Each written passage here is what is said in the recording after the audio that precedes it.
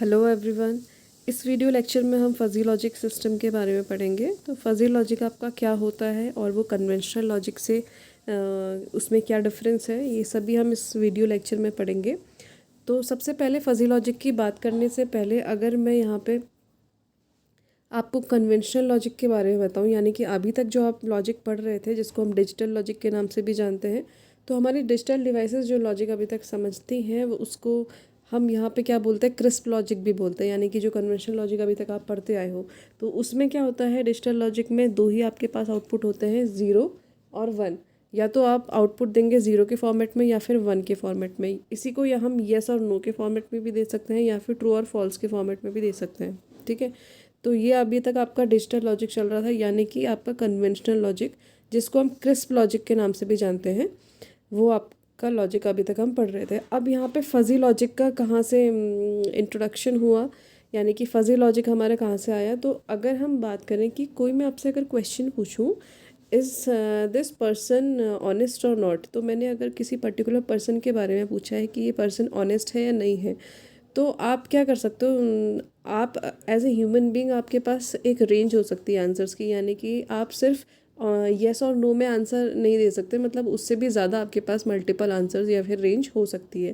कहने का मतलब आप कह सकते हो कि yes he is very honest, और आपका आंसर हो सकता है ही इज़ समटाइम ऑनेस्ट और समटाइम्स डिसऑनेस्ट, और या फिर आपका आंसर हो सकता है ही इज़ वेरी ऑनेस्ट और स्ट्रांगली डिसऑनेस्ट। ऐसे करके आपके रेंजेस आपके डिफाइन हो सकती है किसी भी पर्टिकुलर आंसर के।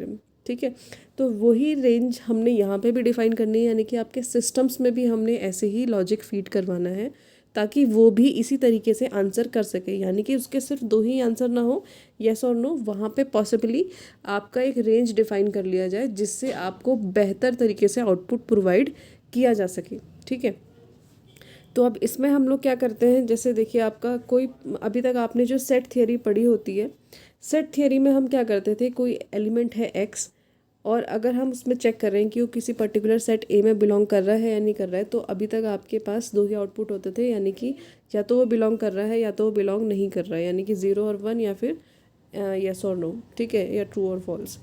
तो यहाँ पे आपके पास एक से ज़्यादा आउटपुट हो सकते हैं, यानी कि आप क्या कर सकते हो, एक रेंज डिफाइन कर सकते हो 0 और 1 के बीच में।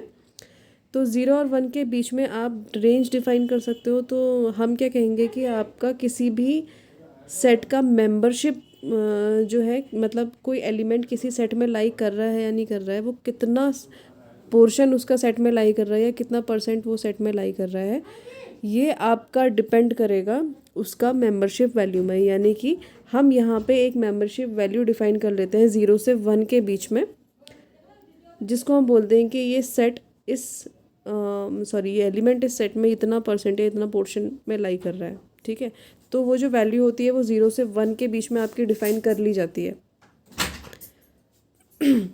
अब आपका जो फजी लॉजिक होता है, फजी लॉजिक आपका जैसे अगर मैं येस और नो के बीच में अगर बात करूँ, तो येस और नो के जो आउटपुट थे उसको आप कितने सेट में, यानी कि कितनी रेंज में आप डिफाइन कर सकते हो, डिवाइड कर सकते हो।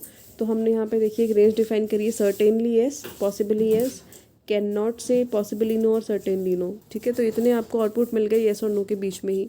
वैसे ही 0 से 1 के बीच में हम यहाँ पे जो भी पॉइंट में वैल्यू देंगे उतनी उसकी किसी एलिमेंट की मेंबरशिप वैल्यू हो सकती है। यानी कि हो सकता है कोई एलिमेंट किसी सेट में पूरी तरीके से लाई नहीं कर रहा है या फिर पूरी तरीके से पार्शली लाई कर रहा है, तो उस केस में हम सिर्फ नो अगर आंसर देंगे तो वो भी गलत हो जाएगा। इसीलिए फजी लॉजिक हम यहाँ पे यूज़ करते हैं ताकि आपको ज़्यादा इंटेलिजेंट आंसर मिले। ठीक है, तो जैसे मैंने अभी आपको कहा कि अगर आपसे अगर पूछा जाता है डू यू अग्री, किसी क्वेश्चन में अगर किसी सिनेरियो पे आपसे पूछा जाता है डू यू एग्री, तो आपने आजकल फॉर्म्स में भी देखा होगा, जो ऑनलाइन फॉर्म्स होते हैं उसमें भी आपके मल्टीपल आंसर्स होते हैं। स्ट्रांगली एग्री से स्ट्रांगली डिसएग्री तक आपके आंसर्स होते हैं। स्ट्रांगली एग्री, वेरी अग्री, और फिर disagree and then very disagree and strongly disagree. तो इतने रेंजेस आपके डिफाइन कर लिए जाते हैं। वैसे ही हम क्या कह रहे हैं कि फजी लॉजिक इसलिए हम यूज़ कर रहे हैं, या फिर इसलिए ये ज़्यादा आपका एफिशिएंट लॉजिक हम कह सकते हैं, ज़्यादा अच्छा आंसर इसलिए देता है क्योंकि हो सकता है आप अग्री कर रहे हैं पर मतलब आप बहुत ज़्यादा किसी बात पे एग्री कर रहे हैं या फिर वो उतना हद तक आप एग्री नहीं कर रहे हैं कि sometimes you agree sometimes you disagree. तो आप अगर इस तरीके का सिचुएशन दे रहे हैं तो वो भी आप इसमें डिफाइन कर सकते हैं फजी लॉजिक में।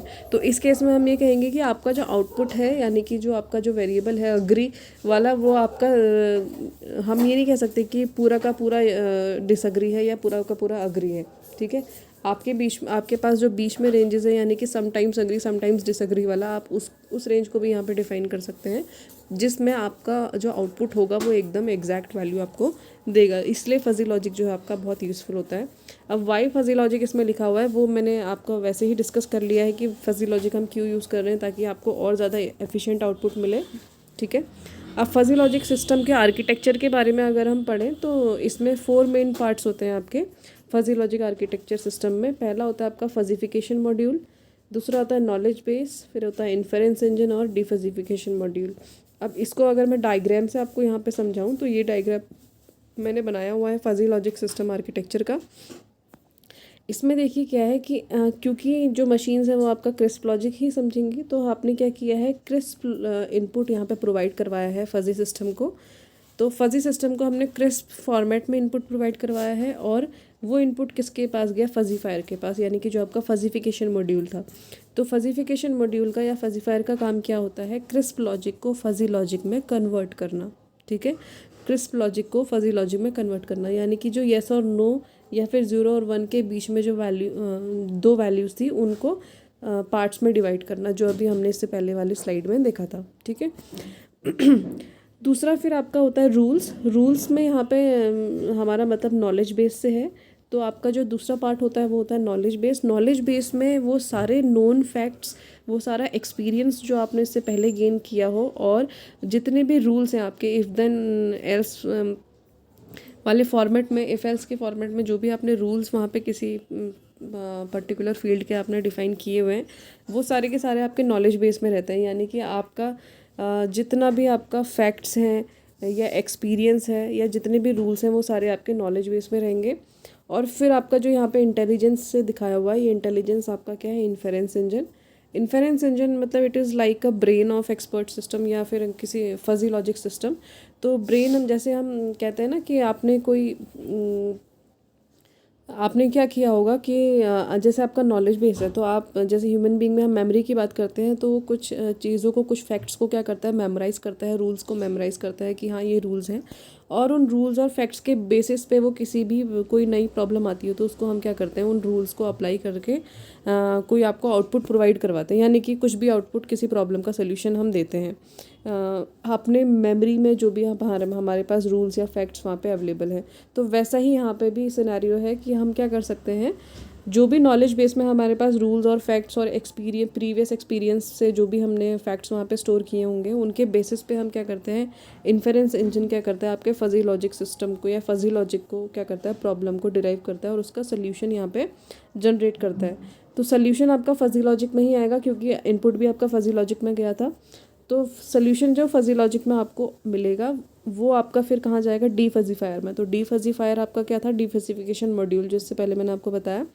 तो डीफजीफिकेशन मॉड्यूल आपका क्या करेगा, फजी सेट को क्रिस्प सेट में कन्वर्ट करेगा। तो यहाँ जस्ट फजीफिकेशन का जस्ट उल्टा होता है, यानी कि फजीफायर आपका क्या करता था, क्रिस्प से फजी सेट में कन्वर्ट कर रहा था, यहाँ पे हम फजी सेट से क्रिस्प सेट में कन्वर्ट कर रहे हैं। ठीक है, तो ये पूरा आपका फजी लॉजिक सिस्टम का क्या है, आर्किटेक्चर है। अब इसमें एक मेंबरशिप फंक्शन का टर्म आपको यहाँ पे दिखाई देगा। मेंबरशिप फंक्शन क्या है इसका, ये मैंने थोड़ा अभी इससे पहले भी डिस्कस वैसे कर लिया था।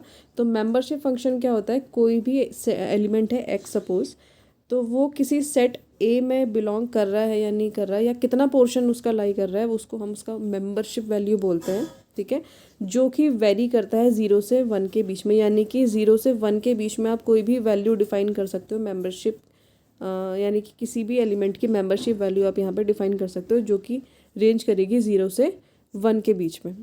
ठीक है, तो अब यहाँ पे कुछ मैंने एडवांटेजेस लिखे हुए हैं फजी लॉजिक सिस्टम के। एडवांटेजेस वैसे वही हैं जो अभी तक हम डिस्कस कर रहे हैं कि इसका यूज़ करके हमें और ज़्यादा एफिशिएंट आंसर्स मिल सकते हैं। कहने का मतलब और ज़्यादा एग्जैक्ट वे में हमें आंसर्स इसमें मिल सकते हैं फजी लॉजिक का यूज़ करके।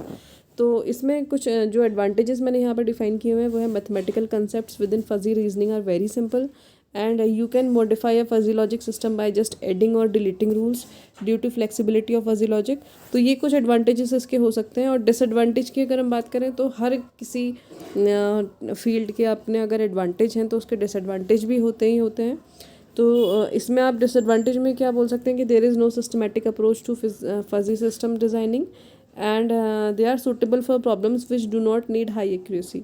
ठीक है, तो इस तरीके की प्रॉब्लम्स में आप मतलब इस तरीके के इसके डिसएडवांटेज हो सकते हैं। तो ये आपका फजी लॉजिक सिस्टम का एक छोटा सा इंट्रोडक्शन था। इसके बाद में आपको नेक्स्ट वीडियो लेक्चर में फजी लॉजिक के ऑपरेशंस के बारे में बताऊंगी, जो फंडामेंटल ऑपरेशंस इसमें यूज़ होते हैं उन सभी के बारे में हम पढ़ेंगे।